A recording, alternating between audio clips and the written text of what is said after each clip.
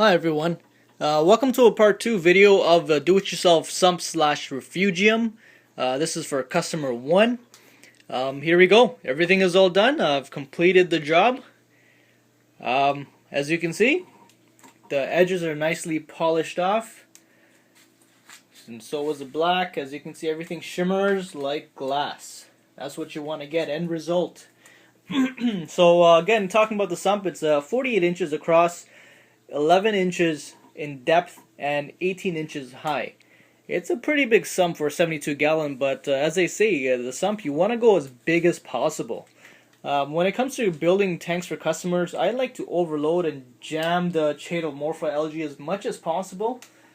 This end of the day, it maintains less maintenance on the tank. So in the future, you want it to absorb as much as phosphates and nitrates as possible.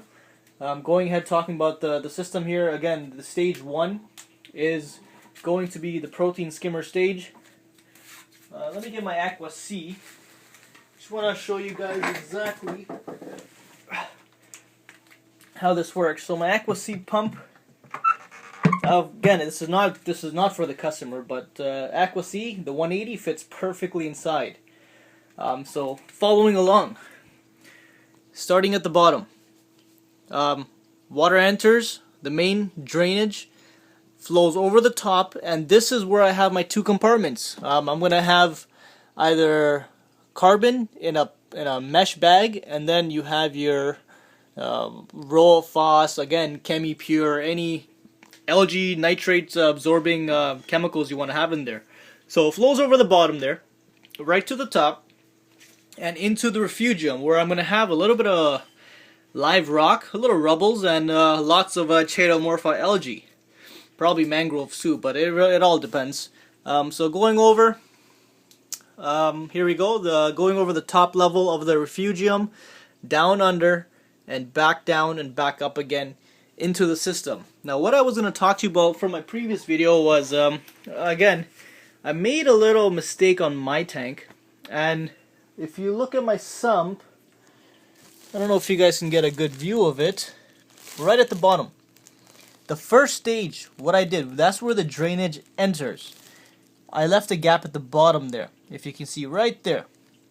So the gap at the bottom flows down and up. Now in my head, I was thinking to eliminate the bubbles, so the bubbles will flow to the top there and then get stuck, and then the rest of the water will flow at the bottom. But the problem that I'm having now is I'm getting a buildup of protein, the top layer of the sump there, which I don't really like. I want to eliminate as much as possible. So for all you do-it-yourselfers, when you make a tank in the beginning, do not start off a compartment or a chamber with a slot at the bottom. You always want it to overflow. So going back to this sump now, the water enters the bottom, holds up, and spills over the edge. See, that's 1. Goes down, back to 2. So there is no dead spots where I have, like in my old sump, starting off at the bottom or creeping off. You always want everything to overflow from the first compartment to the last compartment. The last compartment, obviously, what's going to happen is it's going to create like a waterfall from here, allowing whatever protein sitting on top to get squished into bottom. Or, again, with sponges here, where you can control the protein, eliminating all the protein inside of it, which is protein is that first layer of oil-based residue that's left over in your tank when you don't have a surface skimmer. Okay, so everything's done here. The black section here is obviously, do not let the light penetrate outside of those boxes. This is just, you don't want algae building up, for example, in little compartments like that, or getting down there.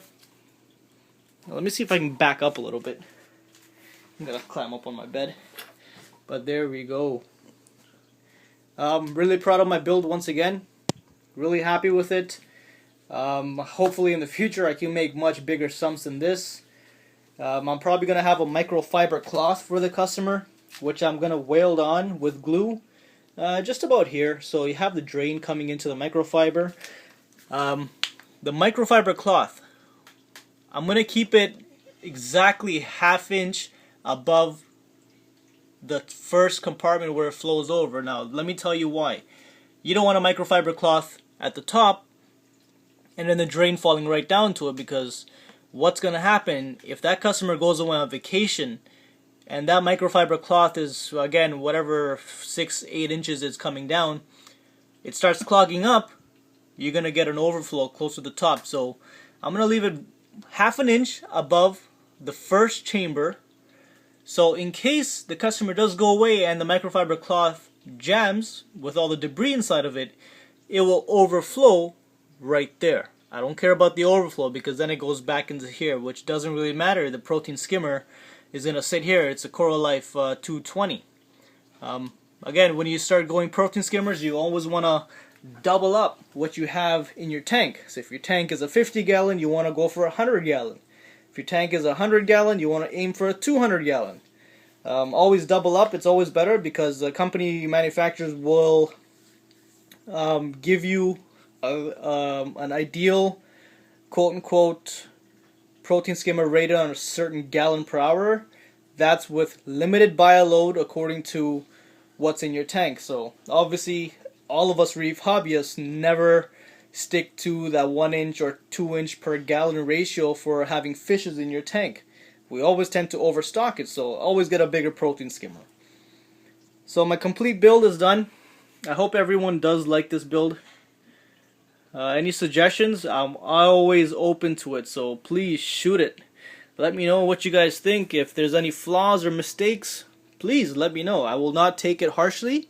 I will take it as a experience to learn from you guys and improve on my next videos. So 30 gallon, sorry, I did the calculation on this tank. So it's 30 gallons, which is what's going to hold from the black chamber going across. So I'm going 40 inches across, 11 inches in depth, and then I took the measurements of the black end of the black border there, because that's how much water is going to sit in the surface. So from the calculators online, it's showing me 30 gallons. Obviously it can hold probably another 5-10 gallons more, but again, I'm going to stick to 30 gallons for now, because that's how much water it's going to hold. So the last chamber, it's always shorter, as you can see there. That's with probably Eheim 1262, rated at about 800-900 gallons per hour. The submersible pump is going to sit inside of it. I'm not going to hard plumb this new project for this customer. I'm going to leave it flexible as possible, because seems like I have an idea he will upgrade in the future. So in that sense, I'm not going to professionally hard plumb this whole system. I'm going to run flex tubing everywhere, so it's easily accessible, removable, and everything I need in the future. So again, do it yourself Sump Refugium, 40 inches across, 11 inches in depth, and 18 inches high.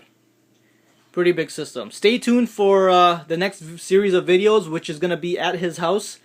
I'm going to show you all the equipment that he has, and I'll show you equipment video, I'll show you a setup video, and I'll show you the filling of the water and the aquascaping. So again, a new series of videos will be coming up very soon. So this is for my customer number 1. Actually, it should be customer number 2. If you look at my previous videos, I have a friend. He built a 150 gallon tank, which I will be doing further videos in the future. But for now, I'm going to stick to my tank, which is my gorgeous tank here. Everything's doing alright. And customer number 1. I'm going to show you a series of his videos, and we go from there. Okay, ladies and gentlemen, thank you very much once again. Please subscribe, rate, comment, and like. Thank you very much, and have a great day.